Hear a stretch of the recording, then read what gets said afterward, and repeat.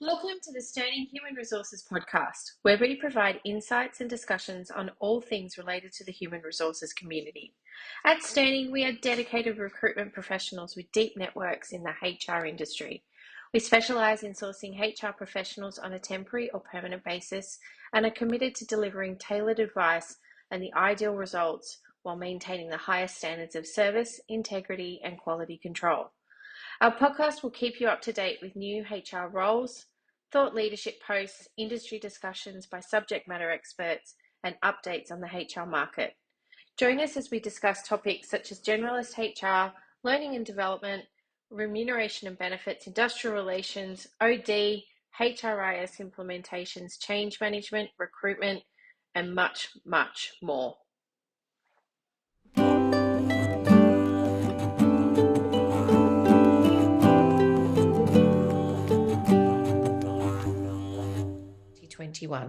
And was promoted to lead the People and Performance and Culture team in December 2022. She's an innovative and strategic HR leader. Angela started her career in human resources and industrial relations, working for the Fair Work Ombudsman, where she provided information on awards and employer obligations under the Fair Work Act to small and large businesses, a fantastic foundation for any HR person. During her more than a decade of experience working in the not-for-profit sector in Western Australia and New South Wales, Angela has held senior roles at Mercy Care, Catholic Care, and Ability Options. She has considerable experience working across many facets of workforce management, including talent acquisition and retention, employee relations, HR strategy and workforce planning, remuneration and benefits, work health and safety, and a range of systems and processes and change management. Angela holds a Bachelor of Commerce and Environmental Studies, which she completed at the University of Notre Dame in Australia on a scholarship. She also completed her postgraduate study in employment law at Curtin University. Achieve Australia is a for-purpose community organisation that has been providing accommodation and services to people with a disability since 1952. They champion social inclusion, focusing on the individual needs and lives of the people that they support. An NDIS registered provider, Achieve delivers expert disability support services in Greater Sydney and the Northern Rivers regions of New South Wales. Angela is a formidable leader, and we are very grateful to have her here today, based around a lot of your achievements, but also the incredible work that you're doing there at Achieve. So thank you so much for joining me today. Thank you, Emma, for the opportunity. Love to talk to you about some of these relevant topics and share whatever I can share. With our beautiful community. It's lovely. All right, let's start. So I'm going to jump straight into the questions. Now, hopefully they're not too tricky. I'll keep you on your toes. So in your experience, overseeing a very broad spectrum HR functions, what strategies have you found most effective for fostering employee engagement and creating a positive workplace culture? And can you share any specific initiatives that have yielded some fantastic results? Sure, Emma. Yes, it is a very pertinent point. I think workplace culture and employee engagement is kind of every organisation needs that. And I suppose there are many ways to skin a cat, and there's many initiatives that HR usually deploy to address this. But in my experience, alignment with the organization's vision and mission is very important, because that is kind of it's not just the mind, it's the heart. And organization vision and mission for me is like the organization's why. Yes. And if we can align that to the employees' why, their own personal why, I feel that they are more engaged. And if we can relate how each role in the organization can contribute to the wider organization's goals, they can see more meaning in their role. And I think that's really where engagement and workplace culture starts. I'm not saying it's easy, but I think that's a good start. Yeah. In terms of specific initiatives that we're currently doing, is we believe that leaders needs to lead by examples, and being visible in living and breathing the why, or the organization's why, and start imparting the how, or, I guess in many organizations, you can call it the way of working, or the organization's values and principles. So for me, that's kind of the how. And when this alignment happens across every level of organization, from senior leaders to middle management to frontline management, then to frontline employees, all of the above will sort of lead to positive working culture and create a sense of belonging and engagement. And that is something that we quite mindful of, because being in a not-for-profit sector, people join not-for-profit for some level of self-fulfillment and self-actualization. And so that's kind of one of our employee value proposition. So one of our Achieves leadership program, which that we're currently running in my current organization, is leadership program at ELT, SLT level, as well as our Future Leaders program, where we start from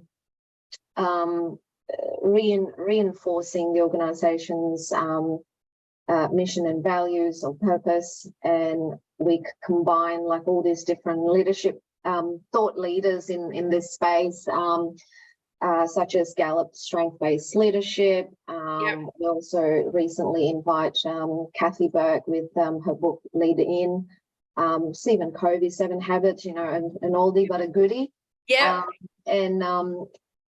So I think combining the organization and kind of make it work for the organization that you're in, I think it's so important, because you can copy best practice over here and best practice over there, but you really have to own it and make it your own. That what suits the organization. Absolutely. It has to land well with your people, doesn't it? And flow through. Yes. Yeah, correct. Absolutely. Thank you. And as an innovative HR leader, which you are, how do you stay up to date with the latest trends and advancements in HR technology? And can you highlight any particular HR tech tools or platforms that have significantly impacted, streamlining your processes or impacted employee engagement for you? Yeah, look, it is quite an interesting period we're in, and I think in 15 plus years of working in this sector, I think we all have never seen such a fast-paced change. And technology is moving very fast, and things that we consider the future of work some 10 years ago is now here. And that's very I think there's some really wonderful opportunities, but also how can we utilize it? So I guess for me, to stay up to date, I go to HR conferences, but also there's a lot of white papers or articles by research firms such as Gartner, McKinsey, and I tend, we subscribe to those, and I'll share that with the rest of my team. But I also encourage my team to go out to some of these seminars or info sessions and things like that. I guess the latest one that we keep hearing is, an AI interviewer, in the recruitment space. I'm like, okay, I have my skepticism in that space, but, who knows? But that's just some of the recent things that we're hearing, how AI, ChatGPT, or similar other platform can be utilized. In terms of highlighting particular HR tech tools to improve employee experience, I guess the way I see it is it's not just limited to HR tools. I think employee experience is more about what they do day to day and how can technology help them day to day. For example, again, my current organization, Achieve, is investing in enterprise systems and technology, just like a lot of organizations out there. And we're specifically looking at client management and rostering system. Yep. Whilst it's not technically a HR tools, but it's very important for employee experience because our frontline staff, 85% of them are frontline, and we roster them on a day-to-day basis. Yep. And their roster are very important to them. Absolutely. And how we can make that more flexible, more tailored to their needs, in terms of times, locations, and things like that. That's the tricky part. I think, if we don't currently have a good tool that has the smarts to do this, putting these puzzles together, because we have on one hand clients' needs and the other employees' needs, and how can we marry this up? And that's kind of like the challenge for a lot of industry sectors that kind of in this space. And so I think we're embarked on this project of client management and rostering system with the primary focus on how to improve frontline employee experience. Yeah, beautiful. If we can help our staff to take away some of the boring jobs, such as filling in forms, paperwork, doing reporting, and then allow them to focus on that client interaction, what really makes a difference, I think in a way we would help our staff to gain more job satisfaction, as well as managing their life, where they can sort of have input into their own roster. Yep. They can, provide us with the availability, and then in the background there's a bit of a matching process happening. And that's kind of what we're trying to achieve. And we believe in that sense it would improve employee experience. Absolutely. And engagement and connecting to the organization's why, because at the end of the day, frontline workers are doing a pretty tough job day to day in supporting your clients. Yeah, yes, I love that. Absolutely. Using technology to help people. Yeah. And one of your areas of expertise is transformational change. And obviously transformational change within organizations can be quite challenging. Can you share with everyone a case where you successfully led a cultural or technological change initiative, and what strategies did you employ to ensure a smooth adoption and acceptance by everybody within the organization? Yes, not easy. I think I've been involved with a number of transformation, as well as mergers and acquisition, and cultural change is a slow process. But I think for me, the best thing for me to understand it is just understanding the change curve. There's so many thought leaders out there about change management, and the change curve is, for me, it's an easy tool. You can Google change curve and you come up with so many different model. But what I like about it is that it also plots the emotional roller coaster that an employee go through when a change occur. Whether or not it's through mergers, whether or not it's technological change, they're all gone through this similar emotional ride. And that's from shock, denial, frustration, depression, adoption, and finally, accepting and come up through the other end. Yeah. And I think if you don't understand that, that is just the like a lot of research been done on, that is kind of the norm. We can get frustrated, how come everyone's not picking this up, how come we're getting pushback and things like that. But if we understand that's just a process that everyone needs to go through, I think there'd be a lot more understanding and adapting to the communications and how it's being communicated.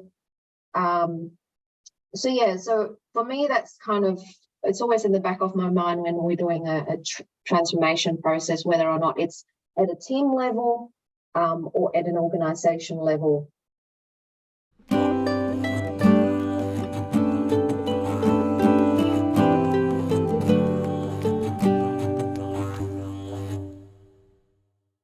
An example was I was involved in a transition period where there's a merging of hospital and community services into one company, group of companies. It's quite sizable. The hospital's got 600 staff, and then the community part of it's also have 600 staff. As a result, you have two sets of enabling functions, two sets of processes, two sets of policies. And I think it's important when going through this, you keep an open mind that neither of those is more right than the other.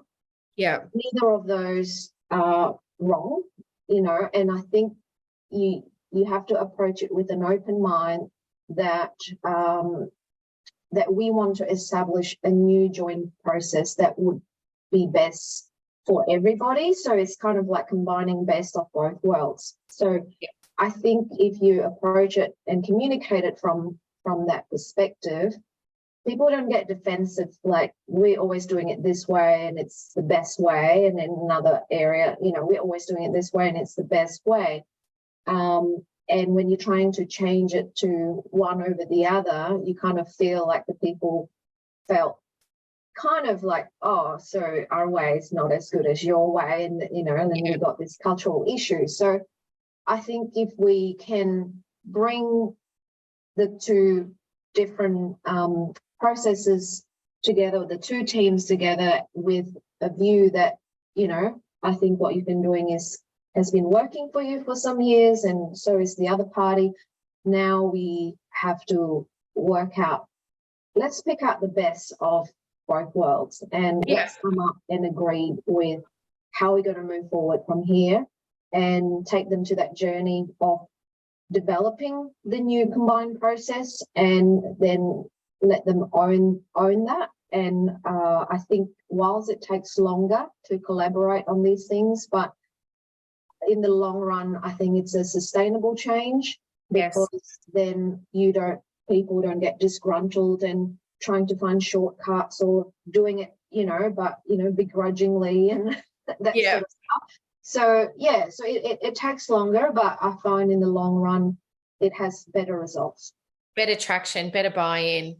Yes, absolutely. And so with your experience in leading HR functions across diverse industries, what are some of the key insights or lessons learned that you believe every HR professional should be aware of when they're managing and supporting a multidisciplinary workforce? Look, I think organizations these days are more and more complex, and I think it's understanding your audience, understanding the different workforce segments, because each of workforce segment has different needs and skills and challenges. And I don't believe in one solution fits all, because if you're trying to find one solution that fits all, you end up with one solution fits nobody. And that could be some of the pitfalls when trying to do that.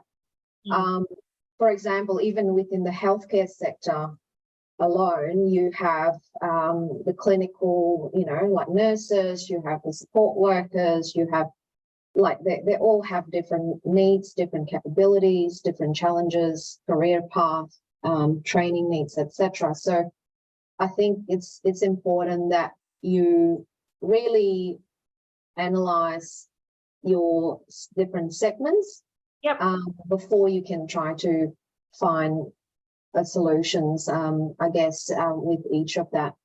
So yeah, that would be my take on that.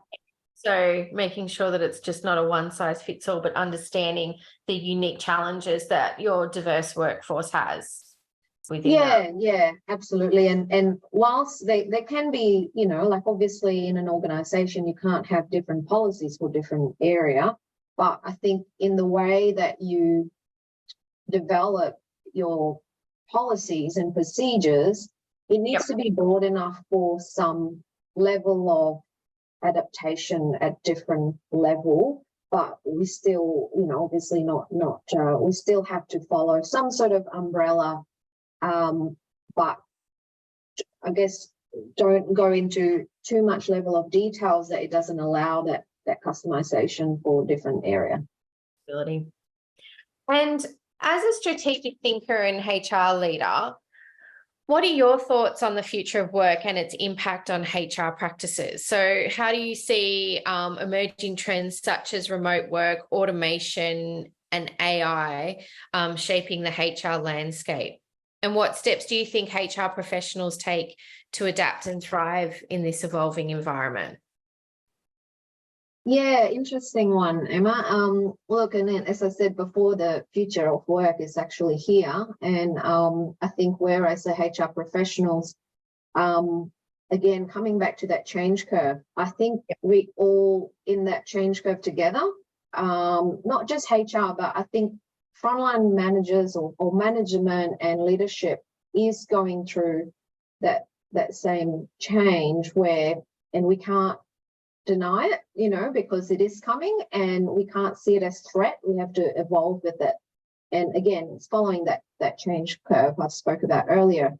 I'm actually very excited about the, you know, I guess the uprising of it's probably not the best word because it reminds me of some movies where the robots take over, but it's exciting in a way that I see how it could replace some of the mundane work, like in HR. It could be things like writing role description, writing policy and procedure, writing letters templates, things like that, where there's already this sort of tool, like, you know, like ChatGPT, for example, is very good at doing that. You know, you could just write it, oh, can you write me a job description on blah, and then it will just come up with that. And I think the focus is then not doing the groundwork. It's almost like having someone else to do a draft for you, and you still need to review the draft to make it suitable for your organization. Otherwise, we're all probably going to end up with the same job descriptions if everyone still did that.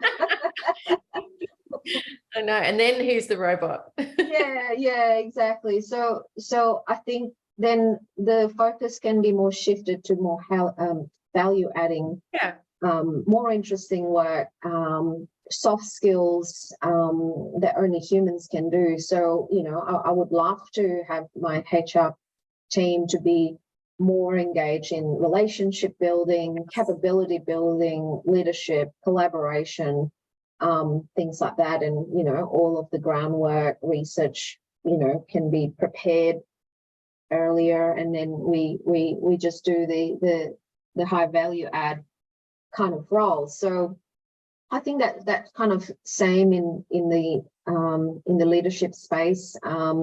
Gone are the day of command and control style of leadership. And, you know, like I think COVID has made people have higher expectations of their employers, and HR needs to keep up to speed with that. How can we bring our leaders to that journey of, you know, no longer in a command and control leadership style, but into a more interpersonal, relational style, which I think would be more productive in getting the best out of your staff. And I think that's what we need to learn and relearn in some area.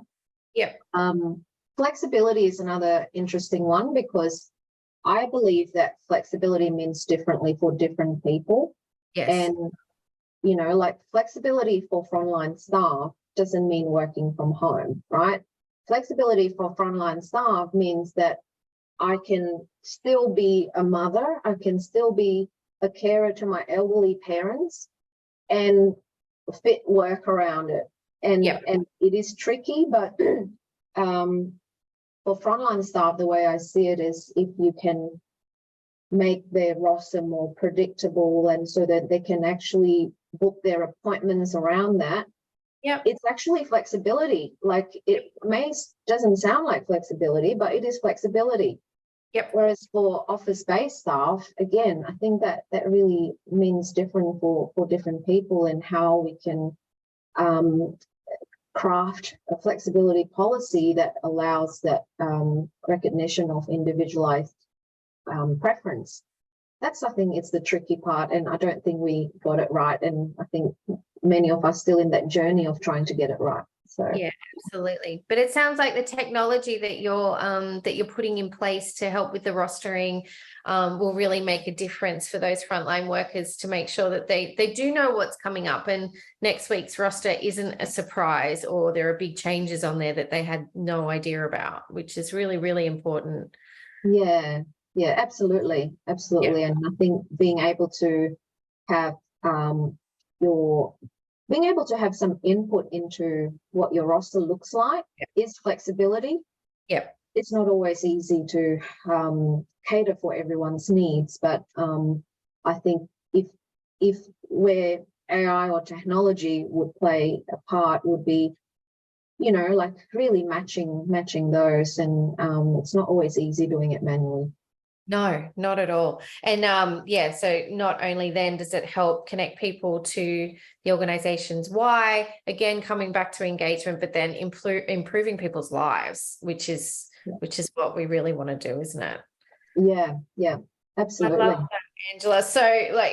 So from today, and thank you so much for sharing everything with us. I think that, you really hit home that vision and mission and mind and heart piece is really important. And then even going through the questions of future, the future of work and technology and AI and taking people through the change process, you really do connect those dots between, you've got the human first, you've got the organization's goals, but you really do hit those milestones in between and bring all of that together. And I think that, I've known you now for many years, and I can attest to the fact that your people talk really positively about the way that you lead.